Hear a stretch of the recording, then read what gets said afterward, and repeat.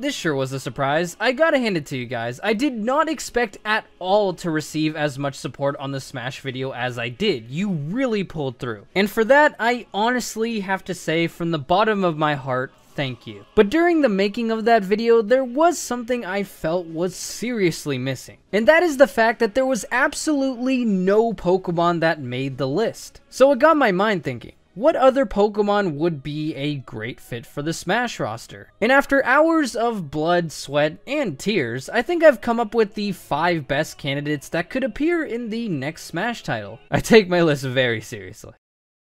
So with that, welcome to the top 5 new Pokemon characters that I would like to see appear in Super Smash Bros. Ultimate. Again, like I said before in my last Smash video, I know Sakurai told us not to expect that many new challengers, but that doesn't directly mean that we aren't going to get any. And finally, what I'll be factoring into this video is not only a reasoning as to why the Pokemon should be in the game, but also possible up, down, and side smash attacks, a recovery move, and of course, the final smash. If you guys enjoyed the video, be sure to leave a like, subscribe, and share this video with a friend. And with that being said, let's get started.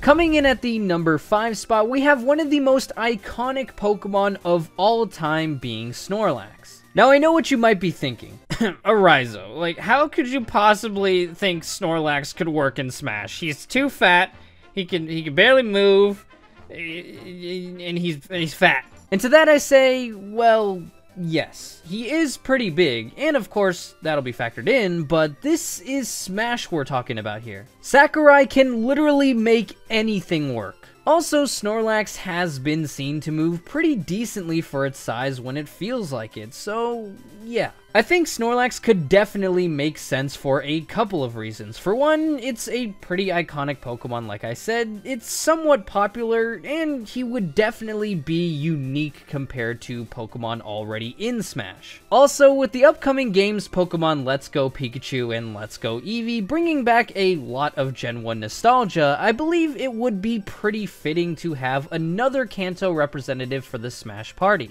Now, as for how the character would play, he would definitely be really slow, but also bulky as hell, allowing for him to take many hits before finally getting smashed off the screen. I guess if I had to compare to something already in Smash, it would be like Shulk's shield art, but even heavier. Now for his smash attacks, we could have a sort of belly bump uppercut for his up smash, a powerful area effect butt slam for his down smash, and finally a hefty rollout for his side smash. Again, these would definitely be a lot slower compared to other fighters, but it would also pack a serious punch. For recovery, he'd just have his own short little hop in the air. Nothing too exciting, as you can't really expect him to be making too many large leaps. Speaking of which, for his final smash, we would naturally have to have Snorlax using his signature Z move being Pulverizing Pancake. What better way to finish off your opponents than to have this big boy leap into the air as high as physically possible and end it all with a large explosion. Now with a playstyle like this in mind, Snorlax would clearly not be for everybody, but for the people who do decide to use this behemoth, you'll definitely be able to have a very fun time.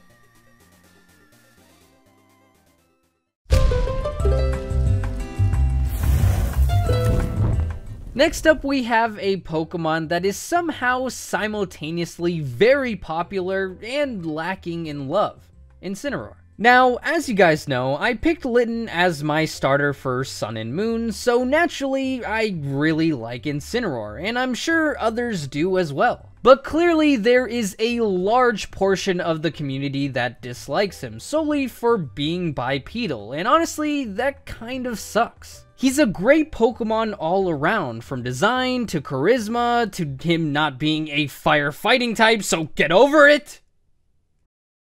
Anyways, in addition to shade thrown at him from the community, he also hasn't been getting too much love from outside of the main series games either, at least in my opinion. I think Incineroar would have been so cool for Pokken Tournament, and seeing Decidueye being added in the deluxe version gave me some hope for that to actually happen. But alas, even when we got the surprise announcement of DLC fighters, we only got Aegislash and Blastoise. Oh my freaking god, like look at this thing. How did it end up in this game? Look at those f***ing arms. But I digress, as this could finally be the opportunity for Incineroar to shine by being put in Smash Bros. Ultimate. So for how Incineroar would play, they could take advantage of his heal-like nature and make actual competitive use of his taunts. The way it would work is that the last person Incineroar attacked would become his primary target. Then, once a taunt is successfully performed, it would give Incineroar a damage boost for one attack. Now I know this might sound overpowered, but the way it could be balanced is by not only making Incineroar's taunts longer than average, but also making the effects negated if you decide to attack another player. This would prevent people from taunt spamming for more power, as well as limiting the amount of players affected by it. Now for his smashes, we could have the newly introduced Throat Chop for his up smash, a simple low kick for his down smash, and then of course his signature move Darkest Lariat for his side smash. Now as for a recovery option, he could have a large lateral thrust using the flames that he shoots from his waist. You just gotta make sure you're facing the right way. And finally, we yet again have another Z move as the final smash, Incineroar's being Malicious Moonsault. I mean, it's big, flashy, and his ultimate move, so there's no way it couldn't be his final smash. Overall, I think Incineroar would be pretty cool to play as, a little gimmicky with needed limitations, sure, but that's a perfectly fine trade-off for something as unique and fun as this Incineroar would be.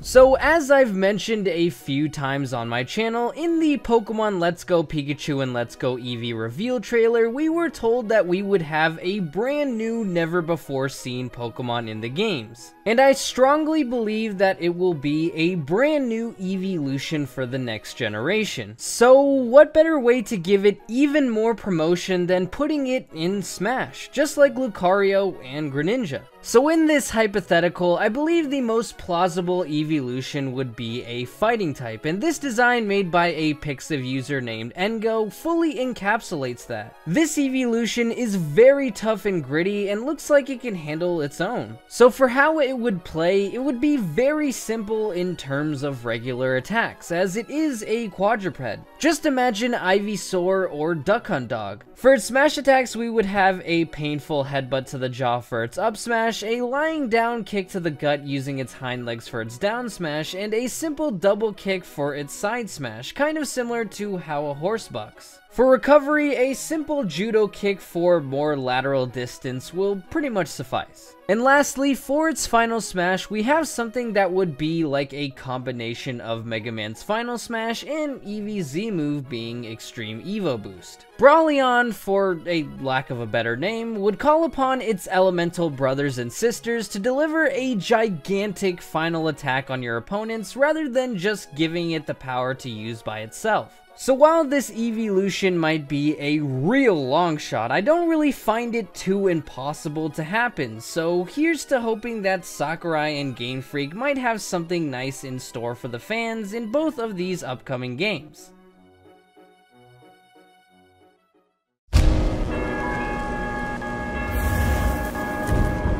Now I'm sure there's a lot of you that thought this guy would be number 1, but Decidueye didn't quite make the cut, though being number 2 isn't so bad. I honestly believe this is probably the number 1 choice amongst most fans, as Decidueye is one of the most popular starters on a global scale. In addition to that, he also gets a lot of love from Pokemon themselves, so I imagine this was a no-brainer to them as a candidate for the newest Smash game. So let's just hop right into how he plays. For actual running, Decidueye would probably just be about average, but in terms of executing attacks, he'd be very quick as per his Pokedex entry. For those smash attacks, we could have a very darting upward peck for his up smash, a surprising move in Phantom Force allowing him to sneak behind opponents, and finally his signature move in Spirit Shackle for his side smash. Spirit Shackle could also temporarily stun opponents, making them easier to attack or grab. For recovery, of course we have to have some short flaps to get back on stage, as is the case with any winged smash fighter. And finally, yes, his final smash is his Z move in Sinister Arrow Raid. I'm sorry, I know it might seem like a cop-out, but these are their ultimate moves, so they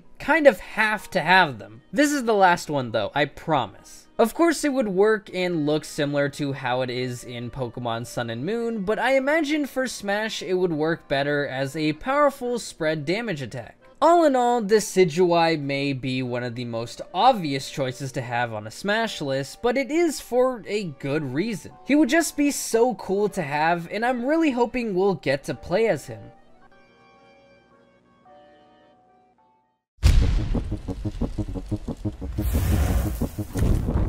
And finally, coming in at the number 1 spot, we have the newest known member of the Pokemon family in Zeraora. Now, just because he's number 1 on the list doesn't necessarily mean he's my most favorite choice, as I am pretty fond of Incineroar and the potential evolution options. However, that doesn't mean I don't like Zeraora. He is pretty cool looking, he's just the most realistic option. With Zeraora being the heavily promoted star of the upcoming Pokemon movie, as well as being the suspected last Pokemon of Generation 7, it only makes sense for him to be included. Now, as to how Zeraora would play, I think it's only natural that he'd be pretty fast with moderate strength. However, that would come at the cost of bulkiness, which makes sense considering Zeraora's stats. Now for his smashes, we can have a simple upwards claw attack for his up smash, perhaps a leg sweep for his down smash, and a powerful thunder punch for his side smash. And of course for the final smash, we have to have his signature move being Plasma Fist, which would have a large electric shock traveling through the entirety of the stage. And as a nice bonus, all of Zeraora's regular attacks would be temporarily electrified, similar to how the attacks work in-game. Overall, I think Zeraora would be a perfect fit with the rest of the roster and could potentially be one of the more powerful fighters. That, in addition to just being such an obvious choice, is why he's number 1 on my list.